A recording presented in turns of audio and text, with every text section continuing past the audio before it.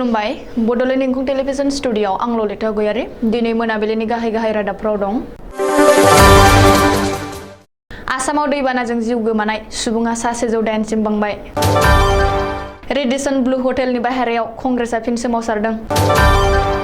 सोनाब बेंगलनिफ्राय अम्बुबासि मेलायाव फैनाय सिबियारिनि देहायाव कभिड पजिटिभ मोनदों। गोलोम बोथोरनि बन्दनि समावबो रायजोनि मोनथाम जिल्लायाव क्लास जागोन। साबकाटा आरो सराइबिल पुलिसआ आयेन बेरेखायै लाबोनाय मागु मोसौ हमदों। सिमेन्ट सापरियाव कन्स्टिटिउसनेल लेबारनि बानजायनायाव सांग्रांथियारि मेल खुंदों। दानिया फैदो आबुं रादाबाव।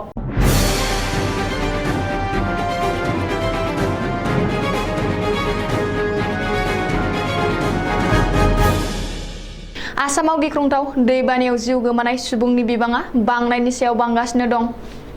आसामाव दासिम दैबानायाव जिउ गोमानाय सुबुंनि बिबाङा 108 सिम बांबाय होननानै मिथिनो हादों।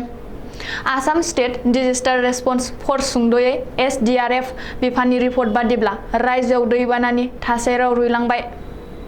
बेजों लोगोसे दैबानायाव भुगिनांनाय सुबुंफोरनि बिबाङाबो खमायबाय आरो जालाखार जानांनाय माखासे सुबुंफ्रा रैखाथि बादानिफ्राय गावबा गाव न'आव थांफिनबाय। बबेखानि रायजो नाङै मोन 32 जिल्लायाव गासै 55.5 लाख सुबुंफ्रा गिख्रंथाव दैबानानि जेंनाजों भुगिनो गोनां जादोंमोन होननानै SDRF बिफाननि रिपर्टआव फोरमायदों। ओरैहाय मिरु सोरखारा आसामनि दैबानानि सायाव नायबिजिरगासिनो दं आरो गासिबो गोनां जानाय मददफोरखौ होनो थाखाय रायजो सोरखारजों लोगोसे खामानि मावगासिनो दं होननानै गाहाय मन्थ्रि नरेन्द्र मदिआ बुंदों। मख'नो गोनांदि दासिमबो दैबानायाव गोदोनानै थानाय ओनसोलफोराव आर्मि आरो NDRF टीमनि रेस्किउ अपारेशना सोलिगासिनो दं।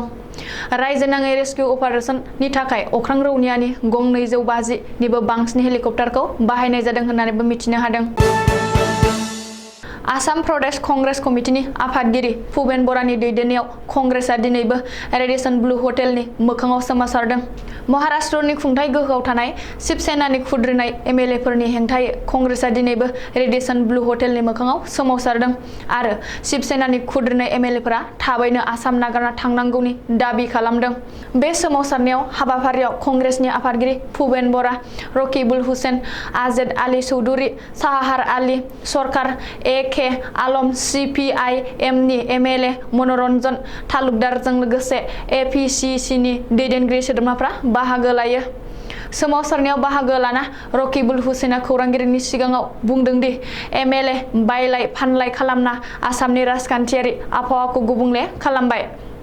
महाराष्ट्रनि बायजानाय फालांगिरि MLAफ्रा गावसोरनि दखानखौ मुम्बाइआवनो खुलिहैथों, आसामाव नङा। बबेखानि राजखान्थियारि फालांगिरिफोरा आसामनि गोजान जालां होननानै APCनि आफादगिरि भुपेन बराया बुंदों।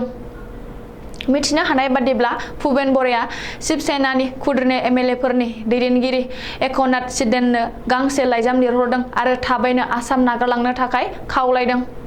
ओरैहाय कंग्रेसनि सोमावसारनायखौ होबथानो थांनानै सासे पुलिस जवाना बासनिफ्राय गोग्लैनानै जखम जादों होननानैबो मिथिनो हादों। अम्बुबासि मेलायाव फैनाय सोनाब बेंगलनि सासे सिबियारिनि देहायाव कभिड पजिटिभ मोनदों।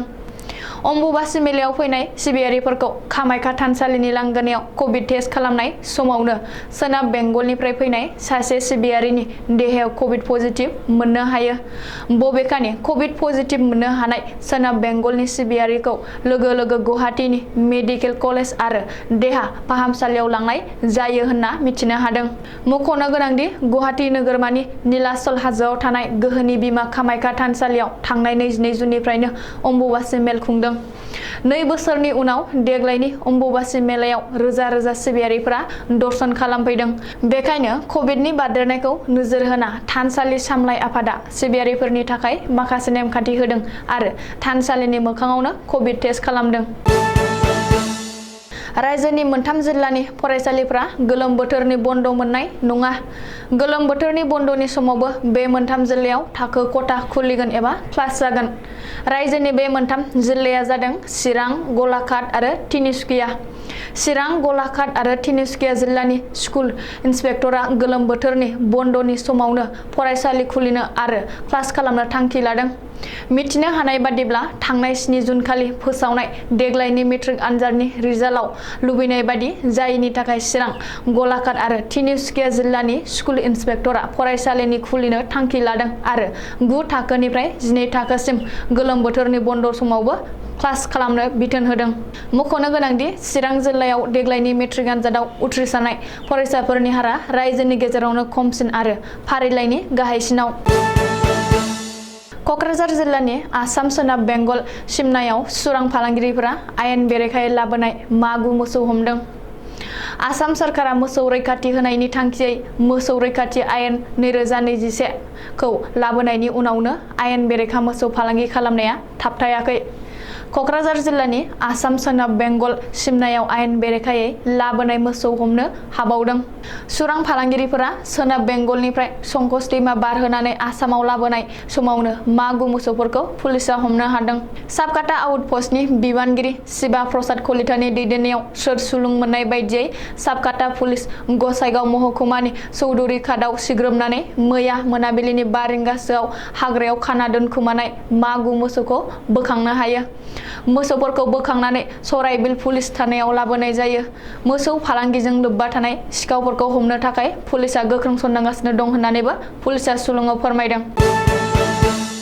धेमाजि जिल्लानि सिमेन्ट सापरियाव थांनाय स्लिप रंग मन्चआव धेमाजि जिल्ला श्रम मावख'गिरिनि मावखुलिनि बानजायनायाव आरो कन्स्टिटिउसनेल लेबारनि बानजायनायाव डक्टर भबेजित दलेनि दैदेननायाव श्रमिक एबा लेबारफोरनि सरकारनि बायदियै सुबुं जौगाखांनाय आसनिफोरनि सायाव सांग्रांथि मेल खुंनाय जायो। बे हाबाफारियाव बाहागो लादोंमोन 14 नं लखिमपुर लकसभा समष्टिनि एमपि प्रधान बरुवा, 114 नं जनाय बिधान सभा समष्टिनि एमएमए भुपेन भेगु, बड' कछारी वेलफेयार अट'नमास काउन्सिलनि गाहाय खुंगिरि मेहेनेश्वर बसुमतारी, एमएसिनि एम मलेन्द्र नार्जारी, थाइ आहम डेभेलपमेन्टनि काउन्सिलनि सोद्रोमा रानु गगৈ, पश्चिम जनाय मण्डल बिजेपिनि आफादगिरि शिव दलेमोनजों लोगोसे 5,000निबो बांसिन श्रमिकफोरा बाहागो लादोंमोन। दिनैनि रादाबा एसेनोसै, गोजोन्थों।